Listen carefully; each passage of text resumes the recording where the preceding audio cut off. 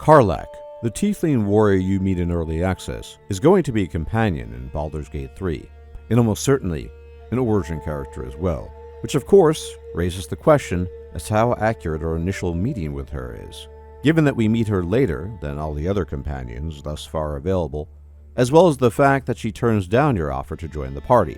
This all seems like it will be very different come full release. But more to the point, Karlach tells you that she was conscripted into the Blood War and fought for Zariel, the Lord of Avernus, acquiring a reputation of distinction in the devilish ranks and even the moniker Demon's Bane. And I want to talk more about Karlach, but I also want to talk a bit about the significance of the Blood War in the context of the D&D universe, as given the size of full-release Baldur's Gate 3, there might be some touchpoints in the game later on, independent of Karlach, but relating to the Blood War. Put very simply, the Blood War is a war fought between what might possibly be the most evil races in the multiverse, the devils and the demons. As both devils and demons are evil, this war is fought solely along the lines of the axes of law and chaos, as the devils are the embodiment of lawful evil, and the demons are the embodiment of chaotic evil. And their approaches to evil are like night and day. A devil plans his evil. It is methodical, calculating, and even reliable in a sense. Its word actually binds it to action, and contracts ensure that it will follow through on that word.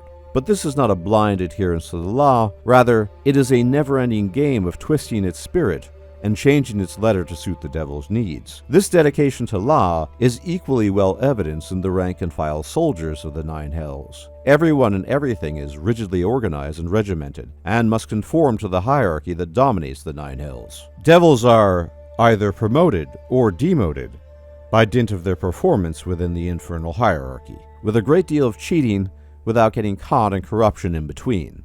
Foes and servants are to be crushed under the iron heel of the law, with neither quarter nor mercy given, as mercy is not even a word in the lexicon of the devils of the Nine Hells. As the personification of organized evil, the Blood War is largely directed by a council of pit fiends, which are the most powerful form of conventional devil, called the Dark Eight, who sit and plan together in a fortress on the deepest and last layer of the Nine Hells, called Nessus. These powerful pit fiends plan and strategize and direct the thrust of the Blood War, commanding the devils beneath them and designing Blood War policy. They decide how it should be fought and where it should be fought. However, the most powerful devils, namely the Lords of the Nine, those archdevils who rule whole layers, pay little heed to the Blood War, typically seeing it as wasteful and pointless, given their own interests. The sole exception to this is the Lord of the First, who is currently Zariel, and coincidentally, the former mistress of Karlach. The Lord of the First, or the Lord of Avernus, has always had a greater role in prosecuting the Blood War than other archdevils, for the very simple reason that Avernus is the first layer of the Hells, and thus the first point of entry into the plane. When an invasion takes place, then it begins on the plane of Avernus. And indeed, to the extent that the Blood War has been waged in the Nine Hells, such battles are invariably fought on the first layer, and thus a very large part of the governance of the first layer of the Hells entails planning and preparing for the Blood War, which explains why Zariel has such a profound interest in the Blood War and its execution, as well as Karlach's involvement as a conscript.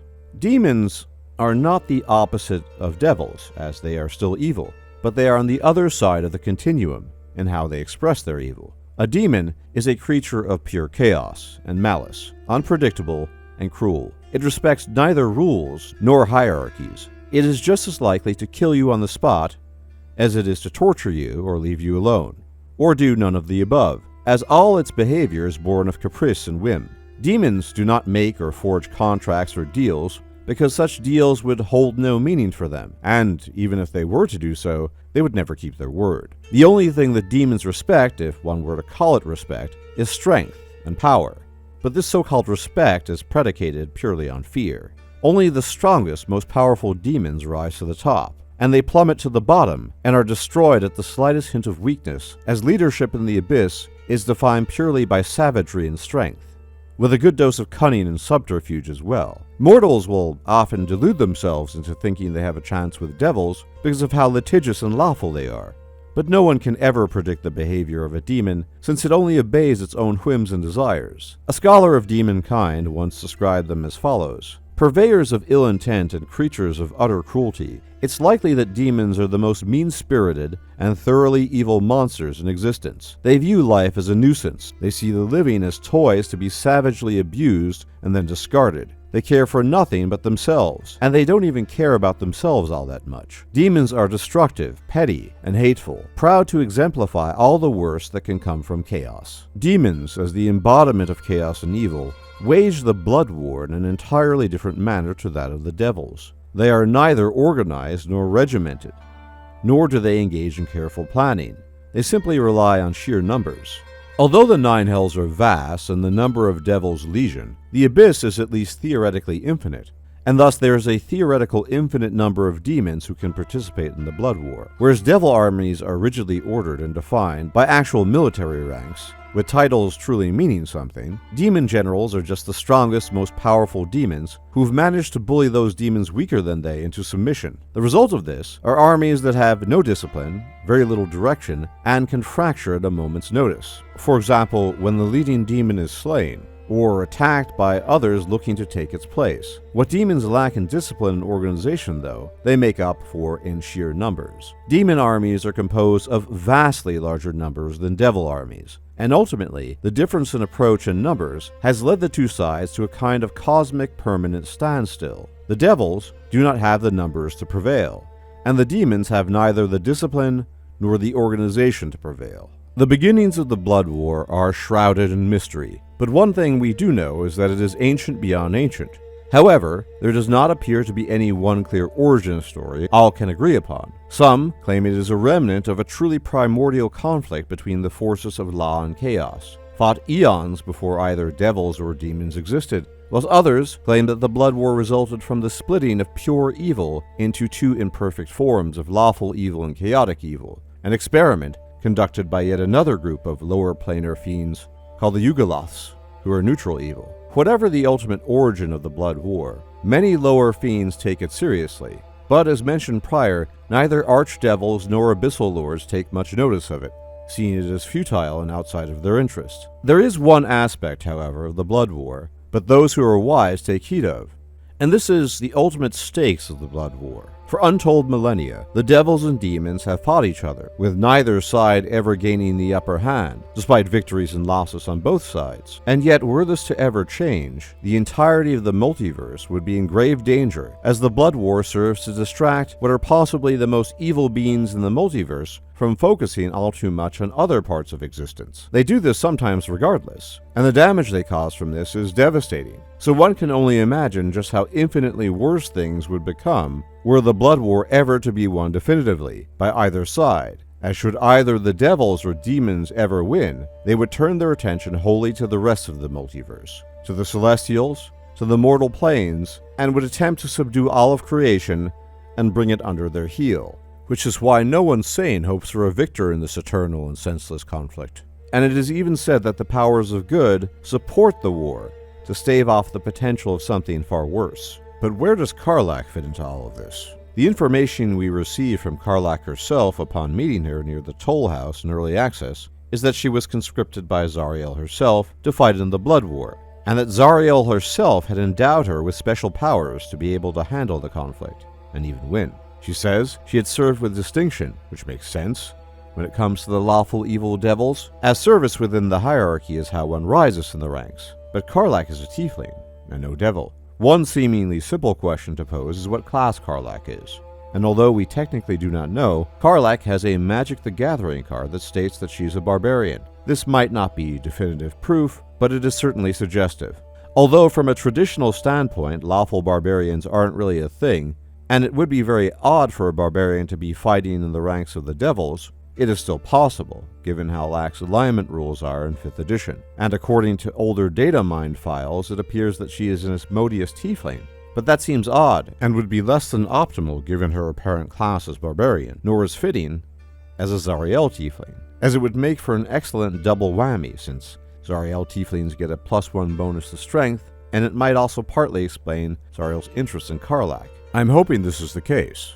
And apparently she was so skilled at dispatching demons that she earned the title Demon's Bane, a title given to her for just how good she was at her job. Zariel sought to make her her property, at least in some sense, but was ultimately unsuccessful, as Karlach managed not only to flee the Nine Hells, but escape to the point where she was able to board the Nautiloid. Zariel appears to have a very personal interest in Karlach, beyond any normal interest in a soldier, which might allude to the possibility of some secret she might be hiding. My logic is this: soldiers, whether good or bad, or even excellent, are a dime a dozen in the eternal conflict of the Blood War, and thus for Karlach to earn such a personal attachment from an archdevil, the nature of which we do not know, tells us that there is more than meets the eye when it comes to their relationship.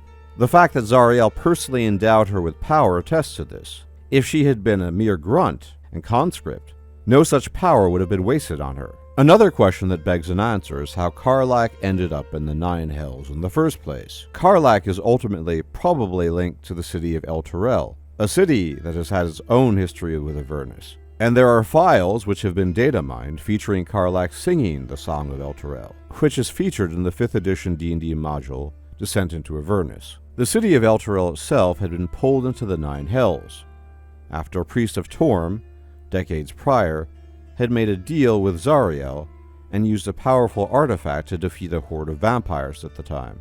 But the contract also stipulated such that the city of Elturel would belong to Zariel 50 years later, and thus it was dragged into Avernus by means of the same artifact used to defeat the vampires 50 years prior. It is possible that Karlach was in Elturel at the time, when the city was being dragged into the Nine Hells, and that she was conscripted to fight in the larger Blood War as a result. Eventually, the city of Elturel was returned to Faerun, under mysterious circumstances. But by then, Karlach had clearly been in the Nine Hells for a substantial amount of time, and had not returned to Faerun with the city, given that she had hitched a ride out of Avernus on the Nautiloid ship. In addition to all of this, Karlach seems to speak fluent Infernal, the language of the Nine Hells, and even seems inclined to use it when probing her mind. Might that not be an indication of a still longer sojourn in Avernus than meets the eye? Now, I am reasonably sure that these things will be revealed in time, as we actually will either play Karlach or have her as a companion. But I, for one, am probably looking forward to her as a companion more than any of the others, in part because so much is unknown. I don't know how she's going to act, whereas I know full well how Lae'zel or Shadowheart will. I also think that her origin story might be of particular interest as well, given that it could involve such a powerful being as the Archdevil Zariel, and I strongly suspect that their relationship is far more complex than Karlach is letting on. What about you? Are you looking forward to playing Karlach as an origin character, or having her in your party? And what kind of interactions do you think she will have with the other companions? Her general familiarity with the Nine Hells and her service to Zariel will certainly make for an interesting addition and add some spice that would otherwise not be there. As always, thank you for tuning in. Please leave a like, comment, share, and subscribe, as it really helps out the channel, and I'll check you out next time. Take care.